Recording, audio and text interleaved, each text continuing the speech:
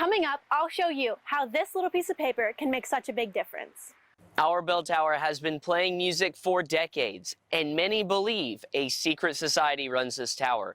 But we show you the faces behind the bells. Later in sports, we hear from one of your favorite Furman basketball stars and how he hopes to continue his legacy as Lord of the Courts, but this time on a different kingdom.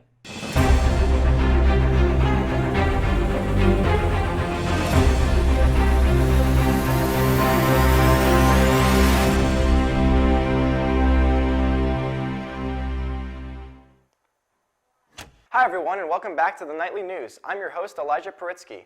Let's get right into our first story. As I'm sure many of you already know, there was a deadly earthquake that hit Turkey and Syria earlier last week. So far, authorities say that at least 41,000 people have died. I had the privilege of interviewing Deniz Saraslan, a Turkish student here at Furman. I wanted to find out more about the impacts that this would have on his family and his country. Here's what he said. When I first woke up in the morning, that's when I saw the news about the earthquake, and I didn't really comprehend the magnitude of it.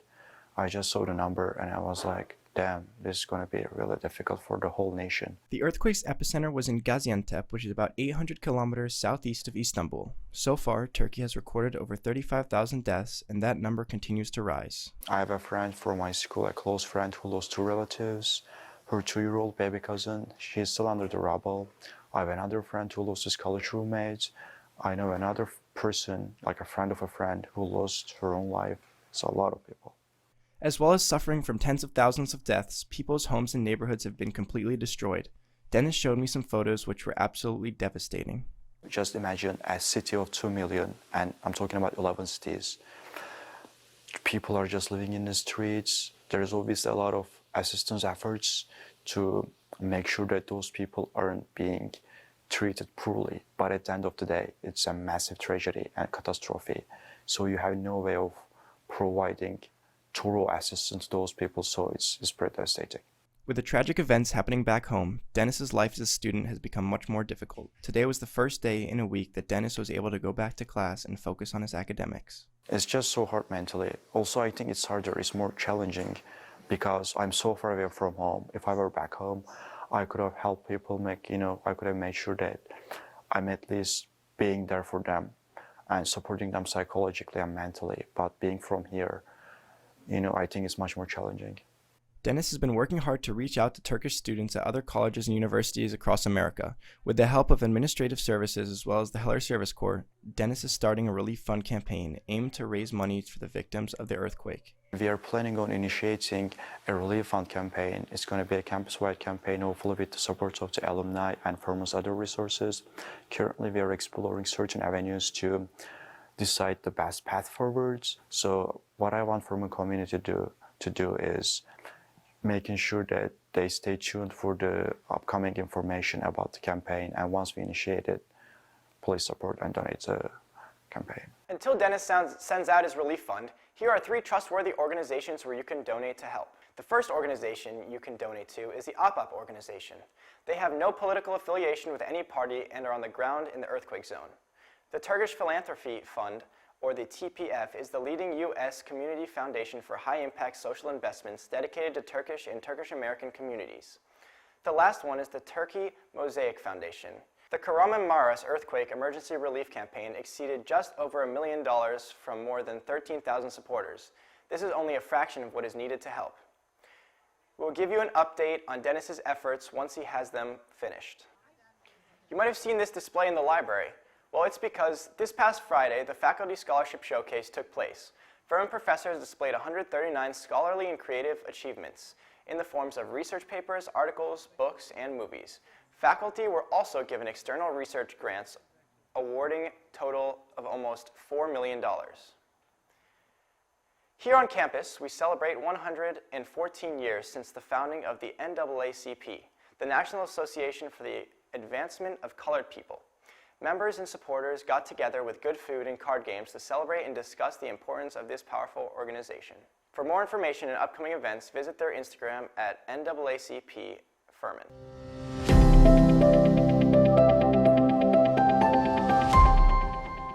Our iconic bell tower has played music for the Furman community since before we were here. But who is in charge of the music? Michael Davis spoke to the students orchestrating the melodies we hear from our historic bell tower. While this bell tower has been playing music since 1965, the original on Furman's previous campus played for students starting in 1854. Senior C.J. Waldrop and junior John Shinnon keep this rich tradition ringing in innovative ways. So we use MIDI files to input all of our data into a program called Chime Master. There's also Chime Master equipment inside the tower that translates the MIDI file into the sounds you hear from the bells. Before the ability to digitally create and send music to the bell tower, a person played the bells live, but the equipment rotted out and would cost hundreds of thousands to replace. Digitally composing music can take a couple hours, but running the software is much cheaper and allows users to schedule music to specific times. Yeah, John and I work together to make the schedule for each month. We look at what times people are going to be out of class, and then over the weekends, just the times during the day when people are going to be walking around the lake. CJ is teaching John everything he knows before he graduates, while John will soon look for someone he can mentor for the future. I recently have been doing more of the mechanical side and just the day-to-day aspects, while CJ's there if I need somebody with a little bit more experience on, troubleshooting certain aspects. While it may seem like anything can be easily played now that the bells are rung by a computer, there are still challenges with creating music with bells. Certain chords that you think would sound good on a piano, if you put it on the bell tower, it goes horribly wrong. And you also have to account for the fact that there are no dynamics on the bell tower. Everything is just loud to a little bit less loud when you get to the higher bells. Thankfully, both of these operators are music majors with a deep knowledge of music to make many songs work on the bells. There's a request form on the bell tower website for songs you want to be played. John told us about a recent comedic song played by the request of a student. Somebody requested Seabat for the bell tower, and that was a really fun one to arrange, and it always gets a response when it's played, so... You can visit their Instagram at Furman Bells to find the request form and to stay in the loop with what rings on campus. Reporting from the Furman Bell Tower, I'm Michael Davis. Elijah, back to you. Thanks, Michael. It's nice to see this musical tradition thrive on our campus. In case you missed it, the song request form is linked in the Instagram page at Furman Bells. You may have noticed the construction next to the library. We found out that this is a new donor walkway in the works to recognize those who have supported the university. There will be bronze pillars about 8 feet tall with donor names on plaques. It is estimated to be completed the first week of April. Acts of random kindness can make us all smile, so our Alyssa Hildenbrandt talked to the Acts of Random Kindness Club president to find out more about them and how you can get involved. That's right, Elijah. I spoke with the Acts of Random Kindness Club president, along with other students, to find out what the club does, how you can get involved, and the importance of just simply being kind to one another. Doing or receiving acts of random kindness is one of the best ways to brighten someone's day. Alice Tiska is the founder of the ARC Club. So the mission of ARC Club is to spread kindness and compassion all over campus, whether it's to our fellow students or faculty members or staff. We really just want to encourage and uplift everyone that we meet. To do that, they hold social events and other gatherings. Recently, we just did an event called Giving the Gift of Kindness, and that's an event where we make goodie bags and pass them around on campus and give them to students randomly as we see them walking by to classes. They recently added a mailbox in P2X where you can take or leave a note of kindness. We're really just using this mailbox as a way to help people have access to a pick-me-up if they need it, or a way to spread kindness in an indirect way. Passing on that kindness is having a positive ripple effect across campus. When I receive a random act of kindness, it makes me feel really special. Like someone actually cares about me or how my day is going. I absolutely love receiving and doing random acts of kindness. Of course, when I receive a random act of kindness, I feel so loved. But when I do it for others, I think it is just as special. We have an Instagram, and it's at Furman_ARC Club, and we encourage everyone to follow us to see the events that we are posting about and just the goals that we want to achieve. And in our Instagram bio, we actually have a link to our GroupMe, and that's also where we'll post about events as well.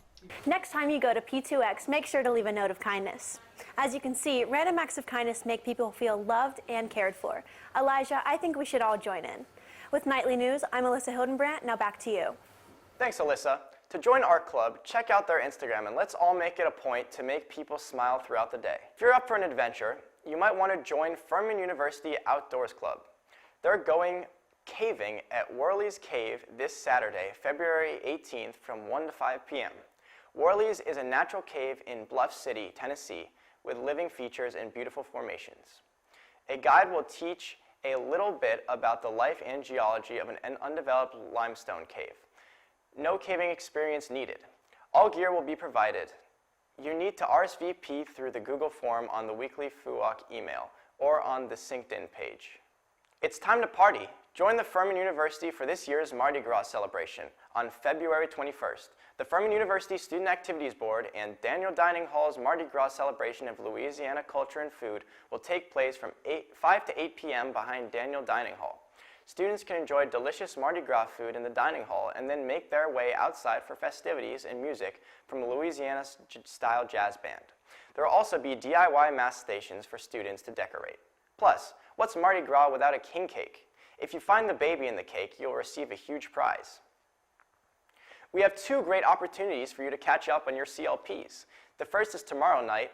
The CLP Pirates of Penzance will be in McAllister from 7:30 until 10 p.m. It will be led by an all-student cast and pit ensemble, which will introduce the Furman community to operetta style. The second CLP is Prison Education, which will take place next Thursday from 6:30 to 8 p.m. in Burgess Theater. It will explore privilege, poverty, addiction, and injustice that will force viewers to confront the rights and responsibilities of those who are incarcerated.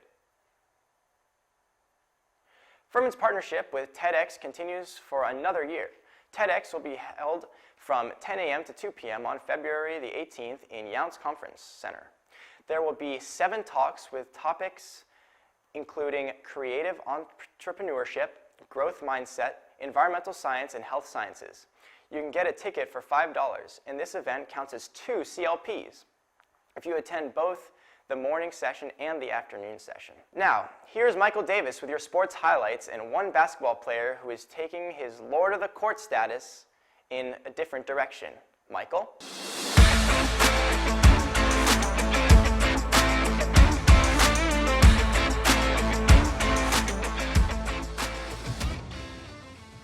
Thanks, Elijah. We have a lot to cover from this past week, from hard-fought wins to devastating losses. So let's jump right into it. Starting off with women's basketball, the Paladins needed a win to spark this team going into the SoCon tournament. Van Rye has a solid defensive effort for the rebound. Paladins charge down the court, pass to Acker for the 3, and it's good.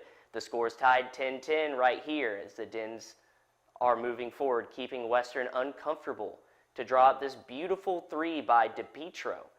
Going down the stretch, Western tried to bounce back into the game, but DePietro knocks down another 3 to solidify the win, 66-53.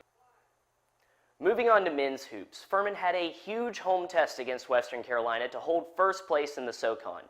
Pequise gives it to Heen. Heen to Bothwell, drives to the basket, and back to Heen for the dunk. Tough.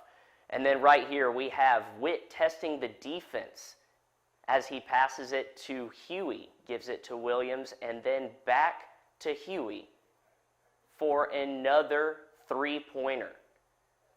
This Furman team is deep with 27 points off the bench. And then coming up right after this, we have the Catamounts bringing it back to 5. Bothwell drives, pushing it back to Slauson. Slauson, Furman passes so efficiently, moving the defense around. Pegues finds an opening and drives it to the basket for 2. Furman rolls past Western Carolina, 93-59. Moving on to softball, our Paladins faced the number 10 ranked Clemson. Don't let the score fool you. Our Paladins fought hard to stay competitive the entire game. The Dins fought so hard that they ended up in ESPN's top 10. Here we see Ashley Likens charge from center field to make this tough catch. Yeah, we're Likens it. Furman fell 0-10 to the Tigers. The Dins turn around to host Sacred Heart on Friday. Now let's look at last week's scores for our basketball teams. Women's hoops fell short to UNCG 69-74. On Wednesday, our men's team faced a huge upset by the Citadel 65-69, knocking them down to number 2 in the conference. Moving on to tennis, our women's team lost a tough one to Wake Forest 2-5, while the men etched out a win over Jacksonville State 4-3. This past weekend at the Husky Classic, we had a lot of exciting personal bests. Carson Williams finished 4th and led the Paladins with his program best time of 13 minutes and 42 seconds in the 5,000 meter. Dylan Schubert finished 6th in the same event with a personal best of 13 minutes and 45 seconds. David Almayer also had a personal record in this event of 14 minutes and 56 seconds for 17th place. Adam Boslers had a personal best for 24th place, running a 14-minute flat. This was a great event for the Paladins, and the excitement didn't stop there. On the women's side, Jenna Mulhern and Sierra Bower ran a 5,000 meter, both for their personal records. Jenna ran in 16 minutes and 11 seconds, and Sierra finished with 16 minutes and 22 seconds. Ella Grogan sat down with Furman basketball star Mike Bothwell and learned about his plans once he's off the court. I had the opportunity to talk to Mike about his love for the game and how he hopes to never really leave the sport. Mike Bothwell grew up playing basketball and is now a 5th year at Furman University, hoping to play pro. However, even after his pro years are over, he plans to stay on the court, this time on the sidelines as a sports reporter. Mike is certainly on the right track, as he has already created his own sports show on the Furman University News Channel, in which he interviews athletes about their journeys, highlights, and commentary on our athletic teams. We kind of came together and saw an opportunity there at Funk, and we kind of put our heads together and said, hey, no one's talking about the sports here at Furman, so let's do that. We kind of just started from the ground up and started getting better and better week in, week out. Funk advisor Professor Mary Sturgill connects students to opportunities that will help them reach their goals.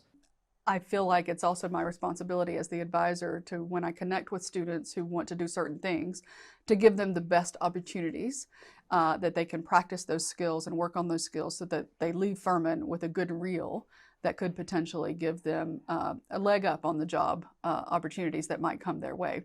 And so that's why I encouraged Mike and his partner to create this brand new show for our Funk channel. Mike is truly leaving his mark on Furman University with this new show. You guys have to check it out. It's on Channel 20 and on the Furman University News Channel YouTube. Some very exciting stuff from Ella Grogan. Who better to hear about sports than one of Furman's own stars? Be sure to tune into this great new sports show every Friday on the Funk channel. Now let's take a look at next week's matchups. Men's tennis is facing UAB on Saturday at 1 p.m. Women's tennis takes on Yale at 10 a.m. on Sunday, and men's finishes up with Tennessee Tech at 1 p.m. Later on Sunday, Furman men's basketball aims to bounce back against ETSU at 6 p.m. That will be senior night. Men's hoops face Mercer at home on Wednesday. Looking at women's hoops, the Paladins face Mercer on Thursday at 7 p.m.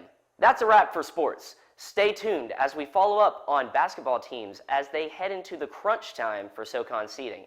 For Nightly News Sports, I'm Michael Davis. Elijah, back to you. Thanks, Michael. Heller's annual Valentine's Dance took place last week. This event provides a space for special needs agencies to spread love and joy by bringing their members into our Furman community for a Valentine's celebration. Volunteers were able to dance and spend time with the community's adults with exceptionalities. This is all we have for you tonight. Thank you for watching this episode of the Nightly News. I'm your host, Elijah Poritzky. Have a good night, everyone.